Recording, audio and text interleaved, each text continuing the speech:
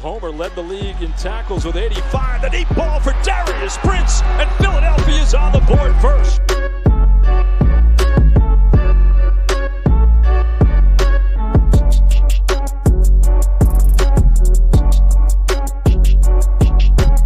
On the draw, this is Bryson Allen.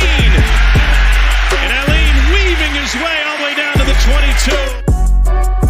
10-yard line, 5. Mayfield, dancing all around. Throwing as far as he can throw it. Jump ball coming. Crazy stuff. Not this time. And you want to be a wide receiver, you're going to have to take a little bit of a hit like that as Brown got him in that shoulder, but watch. Those are teeth. Do we have a dentist on staff here?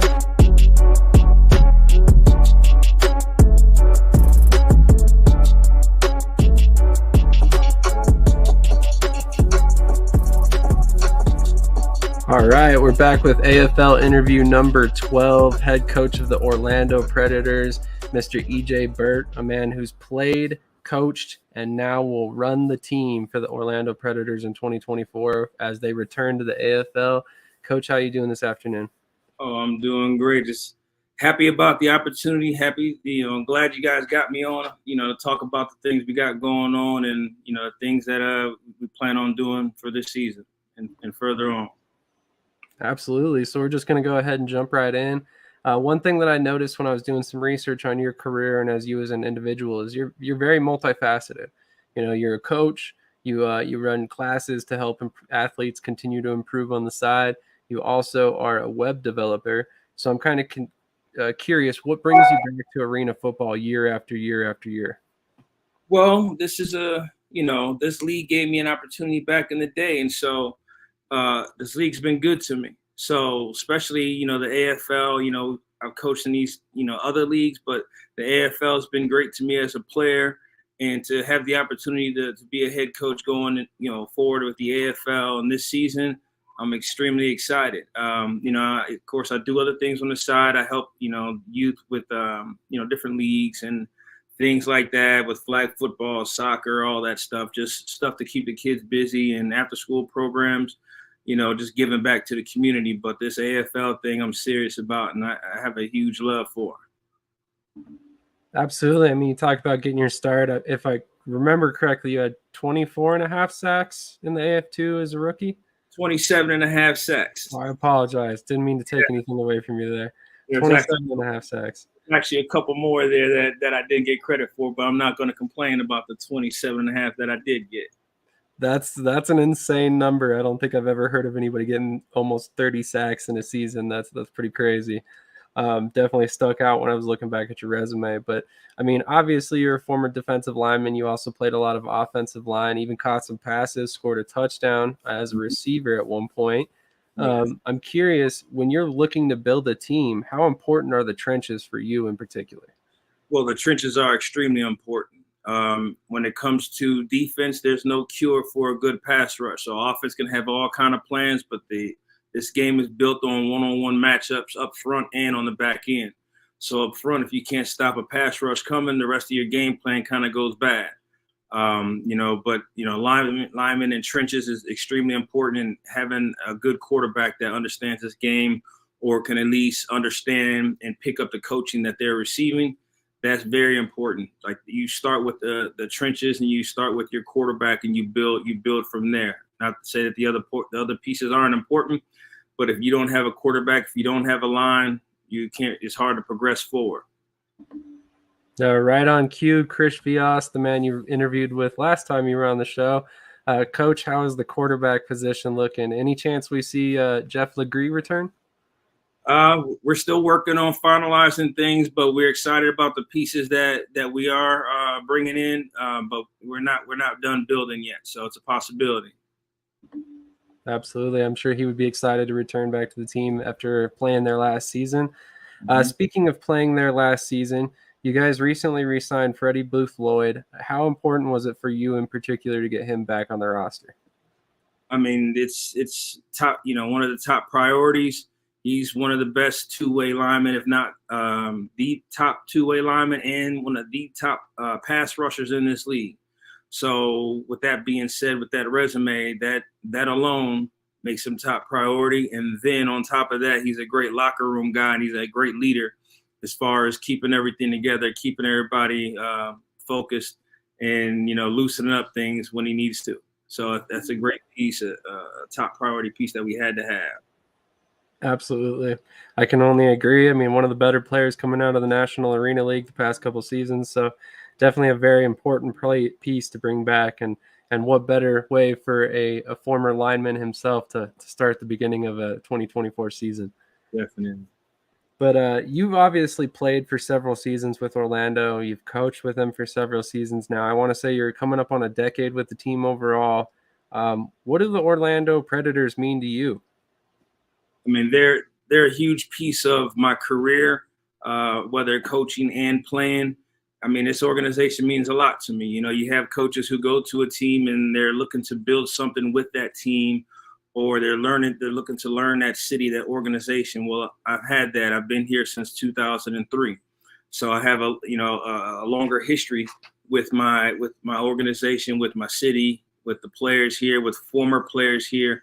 And so when I'm talking to guys trying to tell them about Orlando, I'm speaking from experience. I'm not speaking from, hey, come to this city. I think you'd be a great piece here. I know what makes this city great. I know what makes this organization great. I know what's worked in the past. I know what kind of pieces were needed in the past and made this team successful. So when it comes to that, it means a lot more to me than the average person that gets a head coaching job. I'm speaking from experience. I'm speaking from a deep love for what I do. 100%. And on that note, if it was going to be anywhere in the world, I mean, is this basically your dream position for your first chance at a head coaching position at the professional level? Yes, it is. Like I said, when it came to playing that year, we talked about where I had the 27.5 sacks. I had NFL opportunities, but those didn't pan out. But then when it came to arena, the knock on me is what I may be too small. So, so I'd see guys that were bigger than me that got opportunities. I'm like, man, he had 2 sacks. I had 27.5 sacks. How do you tell me I'm too small and I can't get the job done? So, but this organization, Jay Gruden, Les Moss, Fran Papasadero, those guys gave me an opportunity. Granted, I had to come and prove myself because, when you talk to guys, I let them know about my history. I had to come here on a 2-day tryout. It didn't come as I was signed immediately. With all the accolades and lineman of the year and all that stuff, sack records, I still had to come here on a 2-day tryout. And even Jay, said, all right, you can come here on a 2-day tryout. If you think you're good enough to stay, pack to stay. And so I took a leap of faith, drove from North Carolina down here, and the rest has been history. And so, I just I'm extremely excited. That's impressive. I mean, it's always interesting to hear the origin stories of how a player got their start, especially with how you started. I mean, like you said, nothing was guaranteed. You very much had to earn every step of the way to where you've been to this point. So definitely an impressive way to look back and see how everything kind of panned out. I mean, you weren't guaranteed a roster spot, and then you went on to be defensive lineman of the year. I mean, amazing turnaround. So in 2024, like I said, you get your first chance to be a head coach with the Orlando Predators. You've been around this organization for a decade. What kind of mark are you trying to leave as a head coach in 2024 now? Well, I'm trying to bring back the culture that we had before, and we're known to be one of the top most feared organizations and football teams in the AFL. And my goal is to bring that back and bring a championship back and, make it, keep it as continued success. I don't want this to be a 1-year deal. I want this to be continued, putting Orlando back up top where they need to be. And that's what I came into. That's the culture I've been a part of all these years. And for me, there's no sense in it not being that way. Like, that's all I know. That's all I care about. I would completely agree. For anyone just joining us, we're speaking with head coach EJ Burt of the Orlando Predators. Make sure to hit that like button, comment, subscribe, help us push this out to more people in the future. Coach, I feel like every every coach has like a hallmark of the way they approach the game. If you had to pick one thing in particular about how you approach the game, what's your hallmark as a coach? Well, for me, I'm all about my business. Granted, I have fun with my guys, but I'm not a clown about this. I'm straight business about what I do.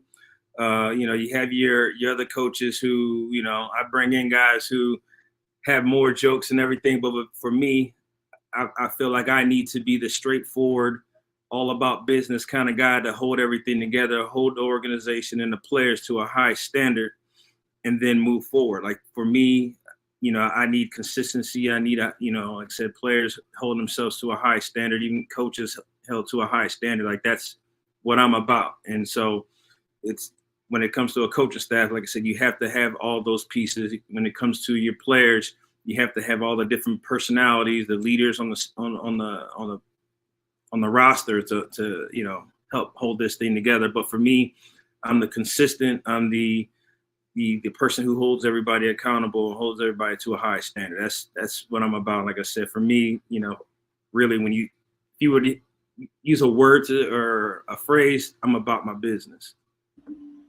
That makes sense. So speaking on your coaching staff, who have you decided to retain for 2024, and have you brought in any new faces on the staff? I'm still finalizing that. I have a couple guys I'm looking at for the offensive side, but I have Coach Marcus Manuel and Coach Kenton Rickerson on helping me out with the defense. So I'm very excited about the pieces that I have now, and I'm very excited about the pieces that I'm going to add, because they're going to be guys who know what they're doing, serious about what they do, and when it comes to players, talking to their coaches about how do I do this. We're all speaking from experience. When our guys speaking from, I played in another league or I was this. No, the guys who were going to be on my staff have played this game at a high level, have a lot of experience as players and as coaches. And it's going to be something where these players have, I believe you have to be able to respect your coaches. Even if you have a great resume, you still have to be able to relate to these guys. You still have to be able to speak their language. And I believe everybody who I'm going to have on my staff and who are already part of this staff check all those boxes. Sorry about that. Absolutely. With that in mind, will you be retaining defensive play calling duties in 2024? More than likely. I'm still working on that, but I'm sure. Watch my language. I'm gonna be sure to make sure that my defense is okay. My whole goal, defense is what I'm about. So I'm gonna do everything in my power to make sure the defense is on top. And Kenton Rickerson checks all the boxes as far as being able to have my back on things as well. So, I'm gonna retain that. So right now, but again, I have Kenton Rickerson that has my back, and I have other coaches that have my back. If I decide to, give somebody else those responsibilities.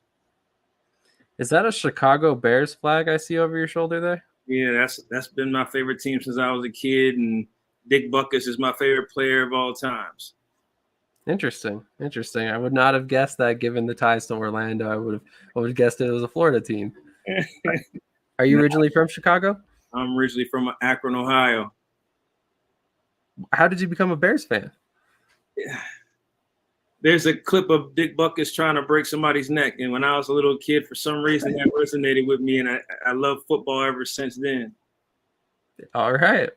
Not the story I would have expected, but you get a little bit of stuff that you don't expect here on these interviews. That's awesome. So obviously, you look across the league right now, and there's a lot of coaches coming in from either the high school level, the college level, some from the indoor level, but not necessarily having coached or recently coached anyways the Ironman football rules. Mm-hmm. Whereas you very recently have, and you've very recently gone about evaluating players for these positions. How big of an advantage do you think that is for you in particular, building this roster heading into 2024? I believe it's going to be a huge advantage because there's certain things you look for when watching film, when understanding some of these players who are on the market. You have guys who just look at the talent. Oh, he's great at doing this. He's great at doing that. but don't understand the back history of that particular player. Some coaches were able to bring the best out of those players. Some coaches haven't been, or I don't think everybody's going to be able to bring the best out of players.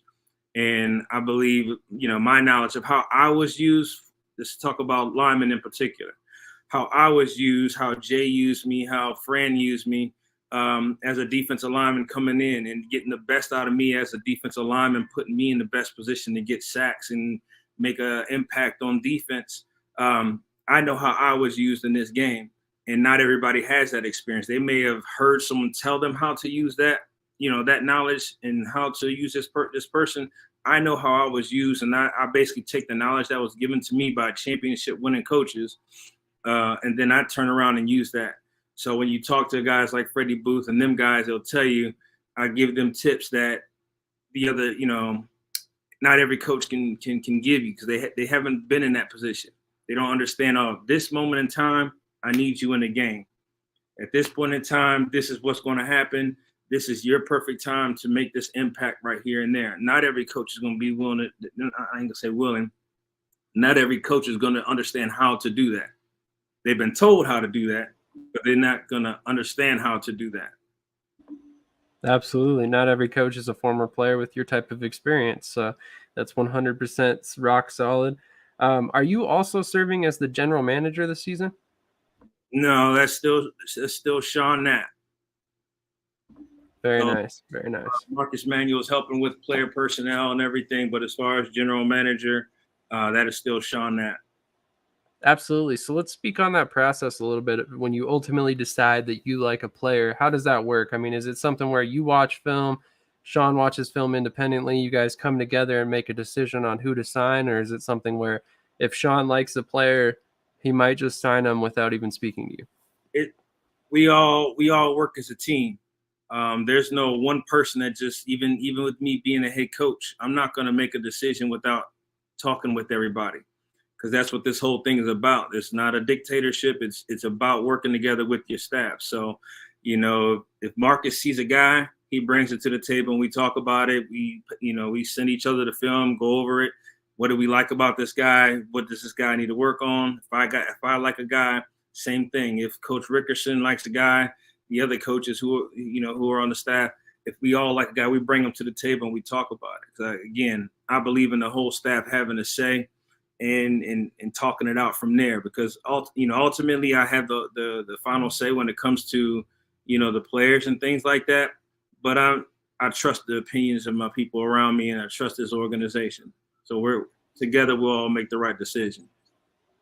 I love that answer. I feel like it seems like the most successful head coaches always know that you surround yourself with the right people and you lean on them very heavily. And that's typically how you find success as a team.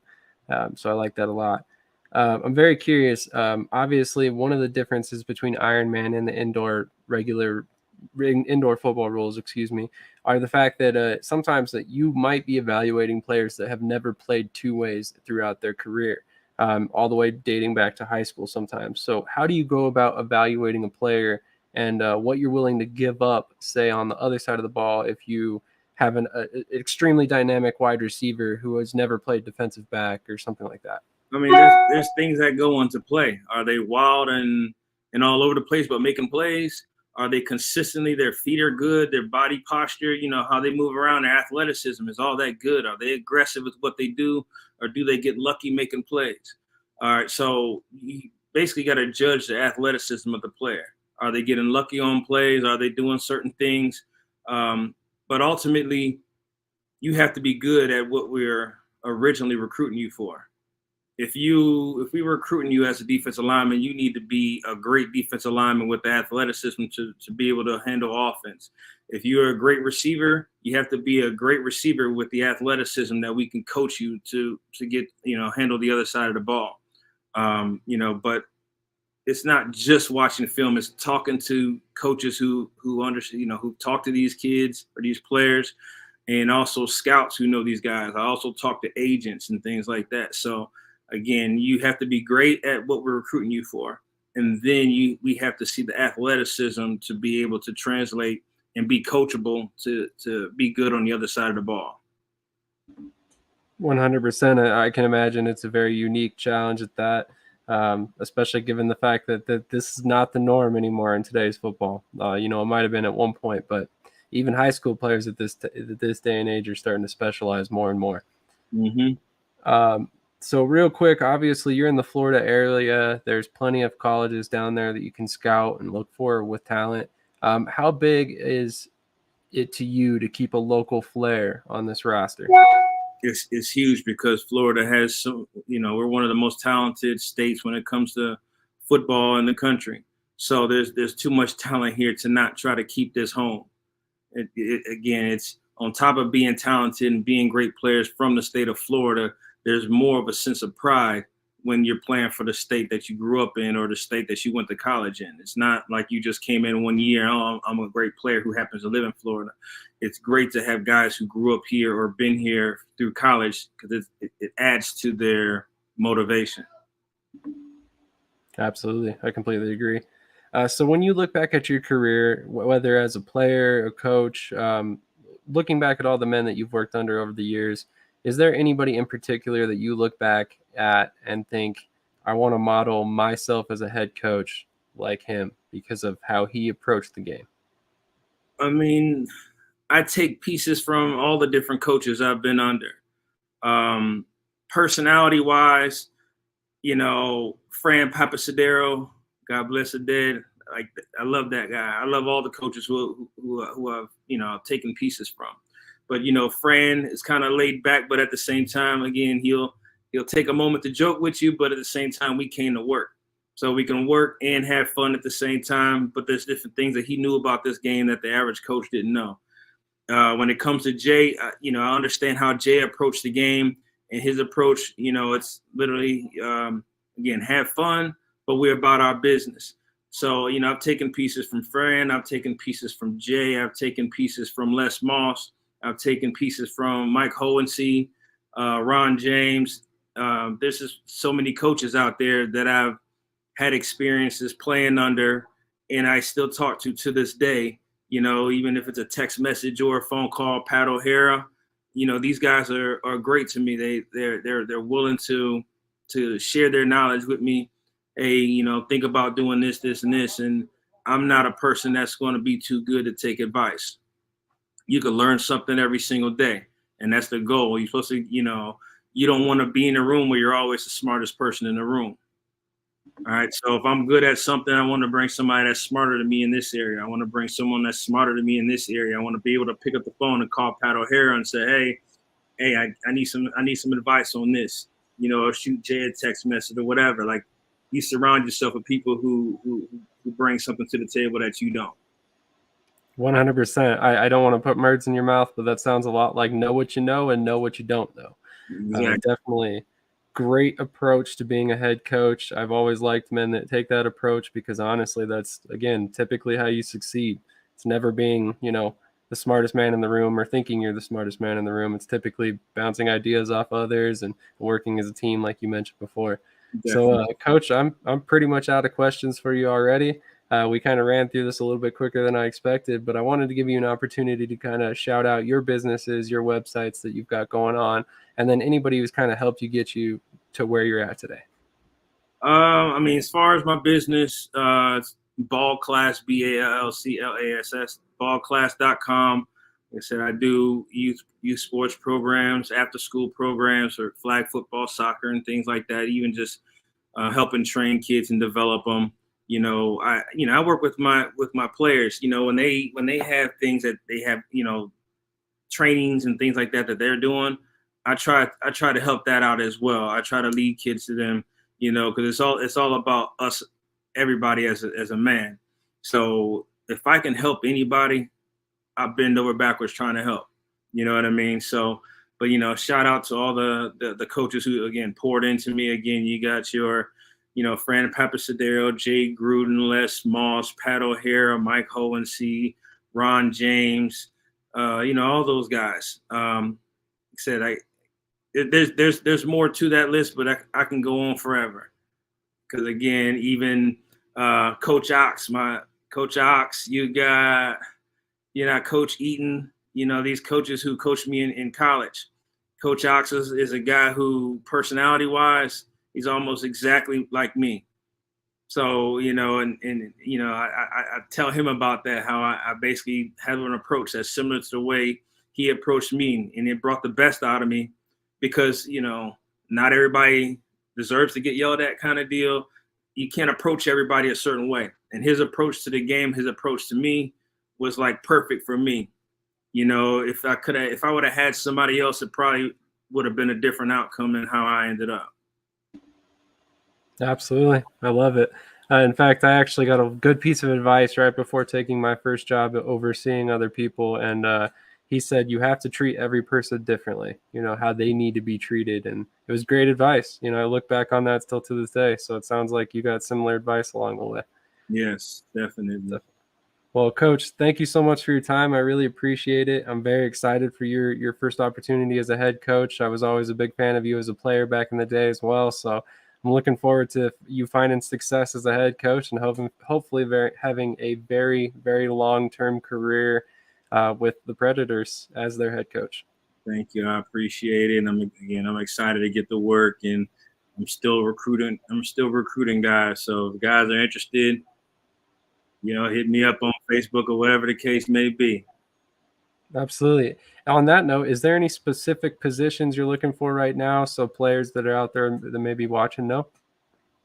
I mean, all positions at this point. I'm not going to turn away talent. If you can help me out, if you can help this team out, help this organization out, I'm not going to turn you away. I'm going to talk to you, and if it works out, it'll be a perfect situation. But you won't know if you can help this organization out unless you can reach out to us and let's talk about it. I can attest to that. You've considered some players I've sent your way already. Chris has one more question for you. Coach, what do you expect attendance-wise for 2024? Do you expect that the AFL move to help or hurt? No, I expect it to help because you're going to have, when you had this league and this or players organization and they're coming from different leagues. So you have a fan base of arena players or arena fans.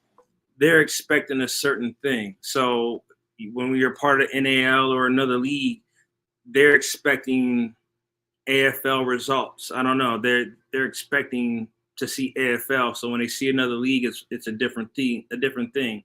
But when you're back to being the AFL, now all of a sudden they get excited because this is what they've known for years. You have fans like the Morrises here in Orlando. They've been here forever, and they've loved us through all these different times of being in different leagues, but they know us for AFL. And so they're going to be excited to see us back in the AFL. Other fans who may have steered away because they were in a different league are going to come back because we're the AFL. So with that being said, I expect it to be a rise in attendance. And with us, expect to get back on our winning ways, and that's going to help attendance as well. We got other things as an organization, entertainment-wise and things like that for this organization to exceed. And again, the attendance is going to be back to, it was back when I played and even before then. So expecting good things about attendance as well. Absolutely. Well, thanks again, Coach. I appreciate your time. Once again, best of luck in 2024. Hopefully we see you in Minnesota and in late July at the championship game for the Arena Bowl. And best of luck. And hopefully we get to talk to you soon. Definitely. I appreciate you having me on. Good luck in everything that you guys are doing, and we'll be in touch. Thank you so much, sir. Have a great one. Take care. I'm a game changer.